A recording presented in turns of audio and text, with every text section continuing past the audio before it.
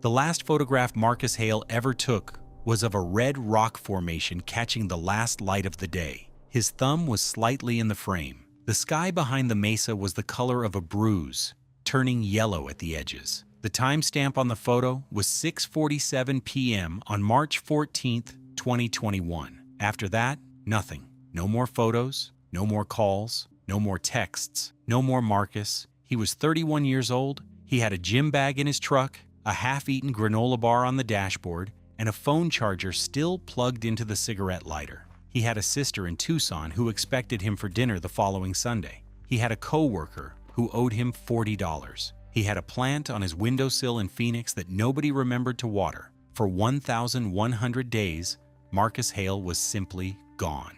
Not dead, not alive, just absent, a shape cut out of the world. What followed his disappearance was the kind of search that starts fast and hopeful and then slows, and then becomes bureaucratic, and then becomes something else entirely. A low hum of grief running under the ordinary noise of life, a frequency that his family learned to live with without ever accepting it. And then, on day 1,100, something changed. This is that story. Marcus Hale grew up in Flagstaff, Arizona, the second of 3 children. His father, Robert Hale, worked for the Forest Service for 22 years. His mother, Diane, taught middle school science until she retired in 2019. His older brother, Daniel, moved to Portland after college and worked in software. His younger sister, Claire, stayed close. She moved to Tucson after nursing school, about 90 miles south of the family home. By every measure, Marcus was unremarkable in the best possible way. He was the kind of person who remembered your coffee order, who showed up when you moved apartments, who sent birthday texts at midnight because he actually had the dates memorized. His co-workers at the landscape architecture firm where he worked, a mid-sized company called Red Rock Design Group, described him as dependable, funny, in a quiet way. Someone who brought his own lunch and always cleaned the microwave after himself. He was not depressed, as far as anyone could tell. He was not in trouble with money. He had a modest savings account, a paid-off truck, no significant debt. He was not in a relationship at the time of his disappearance, though his friend Ryan Castillo would later recall that Marcus had mentioned meeting someone at a trail running event a few weeks earlier, a woman named Petra, and that he seemed genuinely light about it in a way Ryan hadn't seen in years. He was, by all accounts, in the middle of his life, not at a beginning or an end, not at a crisis point or a pinnacle, just moving through an ordinary Tuesday that happened to be the last ordinary Tuesday anyone would see him have. He'd taken a few days off work. This was not unusual. Marcus hiked regularly. The Superstition Wilderness, the Mazatzal Mountains, the Red Rock country around Sedona. He'd done overnight trips alone before. He had decent gear. He knew the terrain. He was the kind of hiker who checked the weather, told people where he was going, and came back when he said he would. The plan, as he'd communicated it to Claire in a text the Wednesday before he left, was simple. He was going to drive out toward the Painted Desert, spend 2 or 3 nights camping, and be back in Phoenix by Sunday. He'd done similar trips half a dozen times. Claire didn't think twice about it. She replied with a string of sun and cactus emojis and told him to bring bug spray. On Thursday, March 11th, 2021, Marcus loaded his truck, a dark green 2016 Ford F-150, with a 2-person tent, a sleeping bag rated to 15 degrees, a backpack with a 3-day food supply, 2 water filters, and approximately 7 liters of water in a combination of bottles and a reservoir bladder. He also brought a paper map of the Petrified Forest National Park area, a compass, and a small journal with a blue cover that he had carried on hikes for years. He took his phone, but he had told Claire that reception out there was mostly non-existent, and not to worry if she didn't hear from him. He stopped at a gas station outside of Winslow, Arizona at approximately 2:15 p.m. on March 11th. This was confirmed by gas station security footage, the last confirmed visual record of Marcus Hale before his disappearance. He filled his tank. He bought a bottle of water, a Snickers bar, and a small bag of sunflower seeds. He paid cash. He was wearing a faded rust-orange hiking shirt, dark khaki trail pants, and a worn tan baseball cap. He looked relaxed. He chatted briefly with the cashier, a woman named Brenda Torres, who would later be interviewed by Navajo County Sheriff's investigators, and he smiled on his way out the door. After that, the trail goes quiet. His truck was found on March 19th, 8 days after he'd left Phoenix, parked at a pullout along a dirt road that branched north off Arizona State Route 180, approximately 14 miles east of the Petrified Forest National Park's southern boundary. The truck was locked. His gym bag was in the back seat. The granola bar was on the dashboard. The phone charger was in the cigarette lighter, but the phone was not there. His extra water jugs, the ones he hadn't put in his pack, were still in the truck bed. The truck had not been driven anywhere unusual. The mileage was consistent with the direct route from Phoenix to this location, with a stop in Winslow. There were no signs of a struggle. There was no note. There was nothing to suggest that anything had gone wrong before Marcus stepped out of that truck and walked into the desert. The search began on March 22nd, after Claire filed a missing persons report when Marcus failed to appear for Sunday dinner and stopped responding to calls. 3 days passed before the report escalated to include a serious search effort. 3 days that would later haunt the investigation.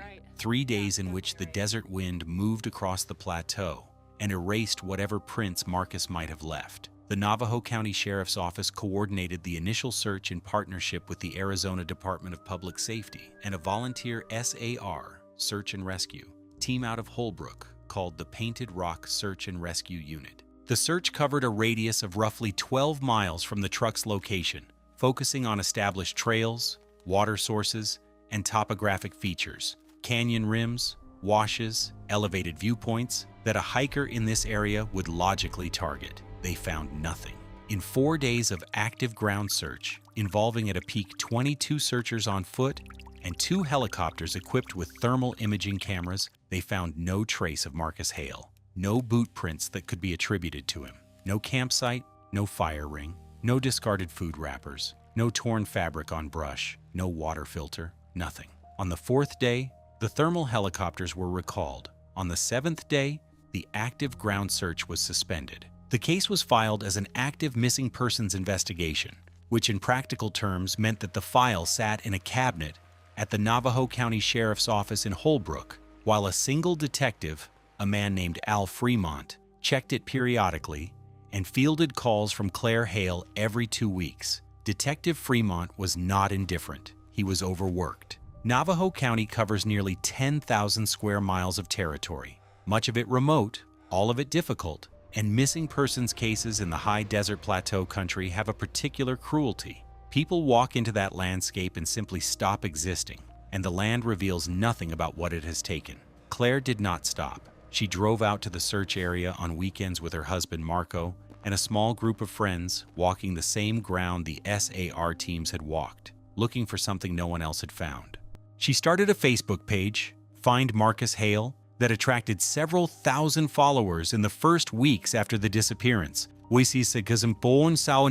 Most of them strangers who had seen the story in a local news segment that aired once on a Phoenix affiliate and then disappeared into the algorithm. Robert Hale, Marcus's father, drove the dirt roads of the plateau in his F-250 for weeks after the search was suspended. A paper map spread across the passenger seat, methodically checking pullouts, trailheads, canyon viewpoints, asking anyone he encountered if they'd seen a dark green truck or a man in a rust-orange shirt. He was polite and quiet and systematic. He found nothing. Diane Hale, Marcus's mother, kept his phone plan active for 8 months after he disappeared, paying the monthly bill so that if his phone was somewhere with a charge and a signal, the number would still work. She called it every evening for the first 3 months. She never stopped hoping that someone would pick up. The autumn of 2021 passed. Winter came to the plateau. The red rock country around the Painted Desert turned cold and gray under a flat sky. No trace of Marcus Hale was found in the snow that fell in December, though search volunteers walked the area twice, in conditions that a SAR coordinator later described as brutal and largely futile given the time elapsed. Spring 2022, summer 2022. The Facebook page continued to post, though less frequently now, the posts drifting lower in feeds, engagement falling. The story had moved into the long, quiet register of unresolved disappearances, still real, still present, but no longer generating heat. Claire still drove out on weekends sometimes. Robert still kept a printed map on his truck seat with circles marked in pencil. The circles had started to overlap and multiply until the map was more pencil than paper. In the fall of 2022, a podcaster out of Scottsdale named Jess Mirande did a two-part episode on the Hale disappearance as part of a series she called Unnamed Roads, which covered missing persons cases from the American Southwest. The episode was competent and sympathetic and brought a new wave of attention to the Find Marcus Hale page for about 3 weeks before the cycle moved on to something else. By the beginning of 2023, the case was approaching its second anniversary. There were no new leads. There were no new theories with any traction. There was only the daily fact of Marcus's absence, which the people who loved him had learned to carry with them the way you carry a stone in your shoe. Always there, always present, shaping the way you move through the world. And then there was January 14th, 2024, day 1037, and a man named Earl Begay. Earl Begay was 63 years old, a retired Navajo Nation ranger who had spent 31 years working the high desert country of northeastern Arizona. After his retirement in 2019, he had taken to walking the plateau country on his own terms, not for any official purpose, just because he knew the land. And the land was where he was most comfortable. He walked it in all seasons. He knew its particular textures and moods, the way a musician knows a difficult piece of music, not just the notes, but the spaces between them. In January 2024, Begay was walking a remote drainage system, a system of dry washes and shallow canyons that ran northeast from the main search area, outside the radius that the 2021 search had covered, when he noticed something in the wall of a small sandstone overhang, approximately 11 feet off the ground. It was a piece of blue fabric. He almost didn't see it. The light was wrong. It was mid-morning, the sun still low, the shadows deep in the canyon. But the color caught him, just at the edge of his vision, and he turned back and stood very still for a long moment, looking up at it. Then he climbed, carefully, finding handholds in the rock face, until he could reach the overhang. Behind the fabric, lodged in a crack in the sandstone, was a small blue journal, a journal with a blue cover. Begay descended carefully. He set the journal on a flat rock and stood in the cold January light looking at it for what he later described as several minutes. He did not open it. He called it instinct, but it was probably something more considered than that. A sense that this object required witnesses, that his hands alone were not the right hands for this. He photographed the overhang in the journal where it lay, using his phone. Then he drove to the Holbrook substation and asked to speak with someone about a missing persons case from 2021. Detective Fremont was not in the office that day. A deputy named Tom Keyes took the report and photographed the journal and called Fremont at home. Fremont was at the substation within the hour. The journal was Marcus Hale's. Claire Hale identified it immediately from Fremont's photograph. She had given it to Marcus as a birthday present in 2019 and had inscribed the inside cover in her own handwriting. For Marcus, for the miles ahead. Love, Claire. The inscription was still legible. Inside the journal were 43 pages of Marcus's handwriting. What those pages contained would reframe everything that the investigation had assumed about his disappearance. The journal was dated and sequential. The first entry was dated March 12, 2021, the day after Marcus left Phoenix, one day into his trip. The last legible entry was dated April 1st, 2021, day 21. After that, 8 pages had been torn out. The remaining blank pages were stained with what appeared to be mineral water deposits from a long period of exposure to moisture cycling in the rock crack, likely from intermittent rain events over the 3 years the journal had been lodged there. The 43 pages told the story of a man who had made a serious navigational error on day 2 of his trip, descending into the wrong drainage system in the late afternoon when the light was flattening out all contrast and the terrain features he had been using as landmarks had begun to look identical. He'd walked northeast when he should have walked southwest. By nightfall on March 12th, he was uncertain of his position on the map. By the morning of March 13th, he was genuinely lost. What followed was a 21-day documented account of survival in a landscape that Marcus described, in his measured way, as entirely indifferent. Not hostile, not malicious, just completely, profoundly, cosmically unconcerned with whether he lived or died. He had water. He found a reliable seep in the canyon wall on day 4, after a terrifying 2-day period of rationing his remaining supply. He had food for 3 days, but managed to extend it through rationing and foraging. He identified edible plants, found a bird's nest he was ashamed to raid, caught 2 small lizards that he described with grim humor as the worst meal of his life. He had his sleeping bag and his tent, which he used for the first week before the poles broke, and he transitioned to using it as a ground cloth and wrap. He built signal cairns at every high point he could reach. He arranged rocks in patterns he hoped could be visible from the air. He tore strips from his shirts, the rust orange one first because orange was visible, and tied them to brush in open areas where a helicopter might see them. None of it worked, or at least not fast enough. On day 15, his entry described a helicopter passing to the southwest, close enough that he could hear it, not close enough that he could flag it. He had screamed until his voice gave out. He had run toward the sound until the terrain stopped him at a canyon edge. He had stood on the rim and watched the helicopter become a speck and disappear, and then sat down on the rock and stayed there for a long time without writing anything. The entry for that day was very short. He wrote, "It went south. I think I may be further north than I realized. I need to sleep." The entries after day 15 shifted in tone. There was less problem-solving, less tactical information, more reflection. He wrote about Claire. He wrote about his parents. He wrote a long, careful apology to his father for something. The specifics were unclear, some old tension from years back, a thing that had been left unresolved that now seemed desperately important to address on paper, even if Robert Hale might never read it. He wrote about the woman named Petra, whose last name he didn't know, and about how strange it was that she occupied so much of his thinking out here. Someone he had met only a few times, whose face he could picture precisely, who had laughed at one of his jokes in a way that had made him think something was beginning.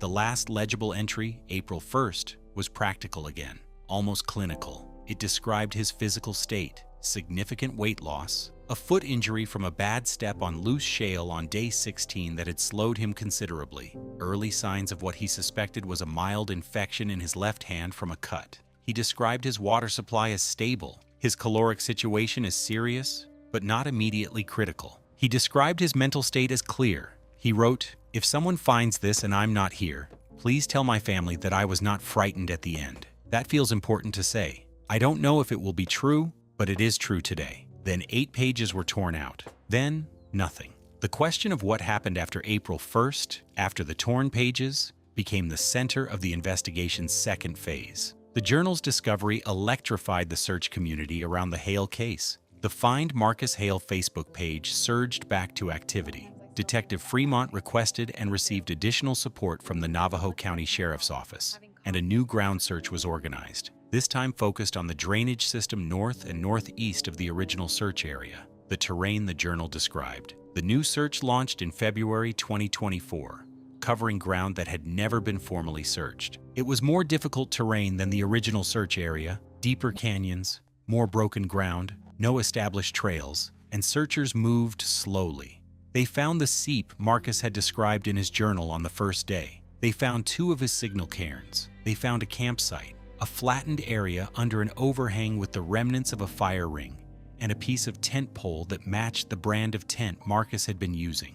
They did not find Marcus, but they found the torn pages. On day 3 of the new search, a SAR volunteer named Danny Morales was working along a dry wash approximately 2 miles from the campsite when she noticed a cairn Marcus had built. Different from the signal cairns, smaller, built in a position that wasn't visible from the air. She dismantled it, following SAR protocol for documenting cairns, and beneath the base stone, she found a folded piece of paper sealed in a small Ziploc bag. It was one of the torn pages from the journal. The page was dated April 8, 2021. The writing was more labored than the earlier entries, clearly written with a hand that was struggling, probably the infected one, but it was legible. It described a moment that had occurred on the morning of April 7th, day 28 of Marcus's ordeal. He had heard, and then seen, a group of people moving along a ridge above the canyon. Not searchers, not hikers, a group of 4 individuals who appeared to be traveling with purpose, carrying heavy packs, moving quickly. He had shouted. One of the group had stopped and looked down toward him. He had shouted again and waved both arms. The group had not come down. The one who had stopped looked at him for a long moment, long enough that Marcus was certain he had been seen, and then turned and continued walking after the others. The page ended with, "I don't understand what I saw. I'm going to try to climb out of the canyon tomorrow." There were no more pages found. The discovery of that single page opened an entirely new dimension of the investigation. Who were these 4 people? Why did they not respond to a person in obvious distress? Were they connected to Marcus's subsequent fate, whatever that fate was? Or was this an isolated incident of indifference, perhaps fear, perhaps something else entirely? Detective Fremont referred this dimension of the investigation to a joint task force that included the FBI's Phoenix field office, given the potential federal jurisdiction issues on Navajo Nation land. The task force would later identify the general area where Marcus had been moving as falling within an overlapping zone of federal, tribal, and state land boundaries, a jurisdictional complexity that had, in part, contributed to the gaps in the original search coverage. The case was now different. It was no longer simply a missing hiker. It had a journal. It had torn pages. It had a witnessed moment of deliberate non-response that might or might not have been criminal in nature. It had, in other words, a human dimension beyond the indifferent landscape. And it had one more thing. On March 1st, 2024, day 1082, a woman in her late 30s named Sandra Ortega walked into the emergency room of Flagstaff Medical Center. She had been brought in by a long-haul truck driver named Phil Carrasco, who had found her walking along US 89 north of Flagstaff, confused, dehydrated, and unable to account for where she had been. She was admitted. She recovered. She was coherent within 48 hours. Sandra Ortega had gone missing 16 months earlier, in October 2022, from the same general area of northeastern Arizona, where Marcus Hale had disappeared. Her case had received less attention than Marcus's. Different circumstances, different search effort, but it was in the same database. The same detective had a file on her. The same Facebook page had shared posts about her. Sandra Ortega, when she was able to communicate, said that she had been kept in a structure. She described it as underground, partially underground, with a dirt floor and wooden beams, somewhere in the high desert. She could not say with certainty how long she had been there. She said there had been others. She could not say how many. She said she had walked for 3 days before the truck driver found her. Marcus Hale's name was not mentioned during Sandra Ortega's initial questioning. It was mentioned on day 1100. On March 17, 2024, day 1100 of Marcus Hale's disappearance, a joint FBI/Navajo County task force acting on information provided by Sandra Ortega located a structure approximately 22 miles northeast of where Marcus's truck had been found, in an area of broken canyon country that was remote even by the standards of the region. The structure was a compound of 4 buildings, 2 above ground, 2 partially subterranean, constructed over a period that investigators later estimated to span 8 to 12 years. It was not visible from any established road or trail. It was accessible by a single dirt track that branched off a rarely used Forest Service road, the track itself concealed by deliberately maintained brush. In one of the subterranean structures, investigators found evidence of long-term habitation by multiple individuals. They found names scratched into the wooden beams. They found dates. They found, in a crack in the far wall, a rust-orange piece of fabric, a piece cut from a hiking shirt. Marcus Hale was not in the structure, but 16 miles further north, in a shallow depression in the canyon country, investigators found a camp that appeared to have been occupied very recently, within days. The fire ring was cold, but not old. There were food wrappers. There were boot prints in the soft earth at the canyon bottom.